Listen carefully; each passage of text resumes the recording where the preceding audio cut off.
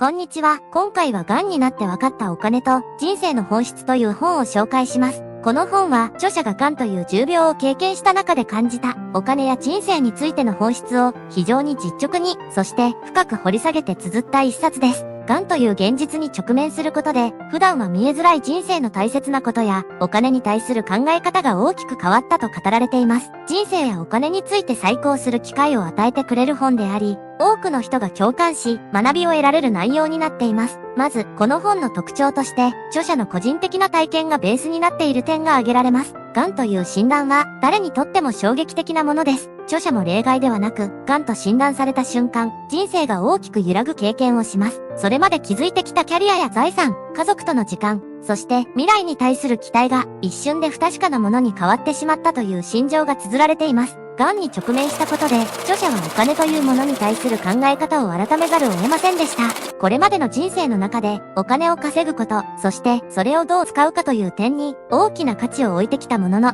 癌という現実に直面することで、お金の本当の価値とは何か、という問いを深く考えさせられることになります。この問いはお金を追い求める日々を過ごしている多くの人にとっても非常に共感できる内容ではないでしょうか。この本が伝えるお金と人生の本質にはいくつかの重要なテーマがあります。まず第一に健康の大切さです。癌を経験することで著者は健康が何よりも優先すべきものであることに気づきます。どれだけの財産があっても健康がなければそれを享受することはできません。お金がどれだけあっても人生を楽しむ体力や健康がなければ豊かさを感じることは難しいのです。このメッセージは私たちが普段お金のために働く中で健康を二の次にしてしまいがちな現実に対して大きな気づきを与えてくれます。次に本書で強調されているのは時間の価値です。癌という病気は著者に時間が限られていることを強烈に意識させました。お金は働けば増やすことができるかもしれませんが、時間は誰にとっても有限です。著者はこの事実を改めて理解し、残された時間をどう有意義に使うかを真剣に考えるようになります。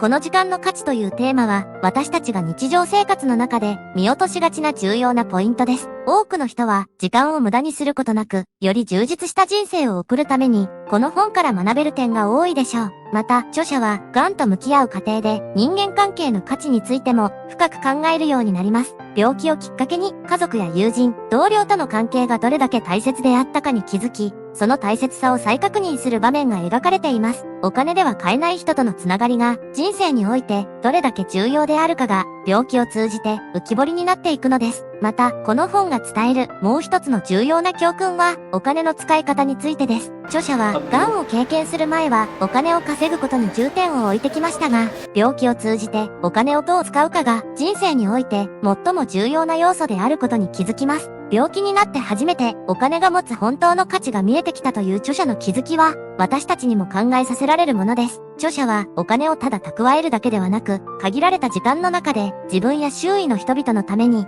どのように使うかが人生を豊かにするための鍵であると述べています。このお金の使い方についての視点は多くの人が持っていながらも実際には難しい問題です。私たちも著者の経験を通じて今あるお金をどう使うかを改めて考える機会になるでしょう。さらにこの本で強調されているもう一つのテーマは感謝です。著者は癌という大きな試練を通して自分がどれだけ多くのものに恵まれていたかに気づきます。それまで当たり前だと思っていたことに感謝し、それを大切にすることが人生をより豊かにするための大切な要素だと学びます。健康、人間関係、そして時間すべてが私たちにとって貴重であることを癌という試練を通じて深く理解したのです。続いて本書がさらに深く掘り下げているお金と人生の本質について話を進めていきます。この本が他の自己啓発書や経済書と異なるのは、癌という現実に直面した著者がその視点から見つめ直したお金や人生に関する深い洞察が含まれている点です。これまで追い求めてきたお金の意味が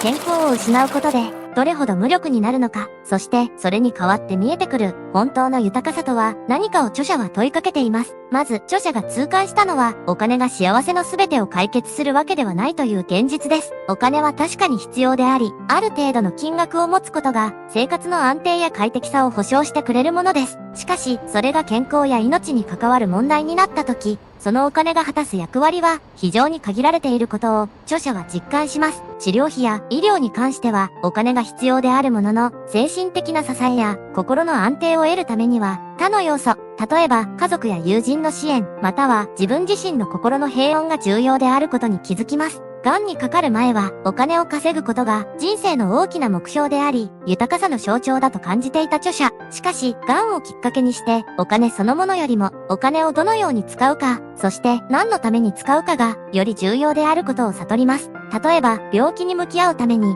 心を落ち着けること、家族との絆を深めること、そして健康のために投資することなどが、お金の真の使い道だと考えるようになります。さらに、著者は後悔のない生き方を提唱しています。病気にかかったことで、自分の時間が限られていることを実感し、過去の選択に対して後悔する場面も多くありました。もっと早く気づいていれば、もっと違う選択をしていればという後悔が、癌との闘病を通じて浮き彫りになったのです。この部分は視聴者の皆さんにも強い共感を呼ぶでしょう。私たちも多くの場合、健康を害したり、大きな試練に直面した時に初めて人生の選択を見直すことが多いのではないでしょうか。著者はこれ以上後悔しないためにも、今のうちに自分の人生を振り返り、何を大切にして生きるかを考える必要があると説いています。特にお金やキャリアにとらわれすぎるあまり、本当に大切にすべきもの、家族や自分の健康、心の平穏を後回しにしてしまうことの危険性を指摘しています。著者が教えてくれるのは、今、立ち止まって考え、自分にとっての豊かな人生を定義し直すことが、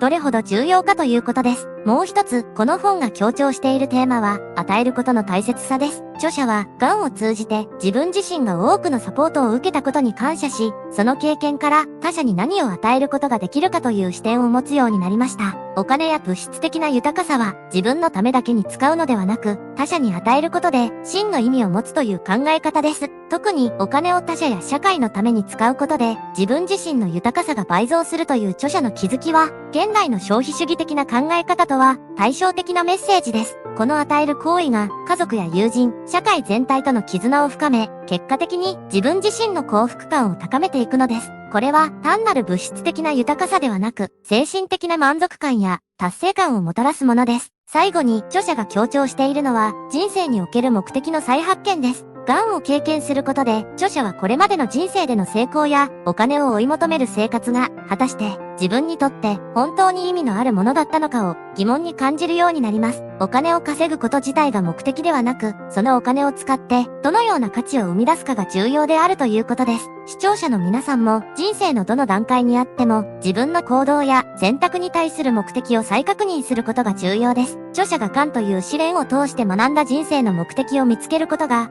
この本の大きなテーマの一つでもあります。お金や仕事、家庭の中で自分がどのように生き、どのような価値を提供していくかを考える機会を与えてくれる一冊です。この本は、癌という大きな病気を通じて、人生やお金に対する考え方が大きく変わった著者の経験をもとに書かれています。お金や物質的な豊かさだけではなく、健康や時間、そして他者とのつながりがどれほど大切かというメッセージが、深く心に響く内容です。視聴者の皆さんも、この本を通じて自分自身の人生やお金に対する考え方を見直すきっかけになるでしょう。興味を持たれた方は、ぜひこの本を手に取って読んでみてください。著者の経験から学べる本当の豊かさについて、多くの気づきが得られるはずです。下のリンクから本を購入できますので、ぜひチェックしてみてください。次回の動画もお楽しみに。